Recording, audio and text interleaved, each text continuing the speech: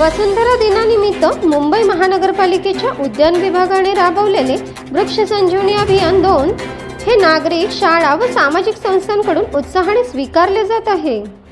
या उपक्रमात झाडांभोवतीचे काँक्रीट हटवणे, खिळे व पोस्टर्स काढणे, लाल माती टाकणे आदी कामे केले जात आहेत। मालाड पश्चिमच्या बिल्बॉंग हायस्कूलच्या विद्यार्थ्यांनी यात सहभाग घेतला।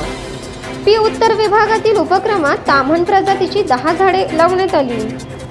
उद्यान अधीक्षक जितेंद्र परदेशी यांच्या नेतृत्वाखाली 24 विभागात ही मोहीम 30 एप्रिलपर्यंत राबवली जात आहे। नागरिकांमध्ये पर्यावरण जपण्याची जाणीव निर्माण करत ही मोहीम हरित भविष्य घडवते आहे। या वायर्स वगैरह जो केबल लगाते हैं वो भी लगाना है, तो निकालने के लिए हर साल 15 अप्रैल से 30 अप्रैल तक